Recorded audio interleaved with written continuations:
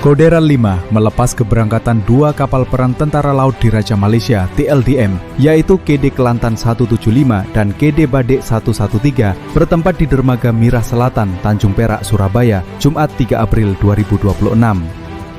Acara pelepasan dipimpin oleh Kadis Minpers Kodaeral 5, Kolonel Laut Pelaut M. Hanif, beserta pejabat Kodaeral 5 serta perwakilan dari TLDM.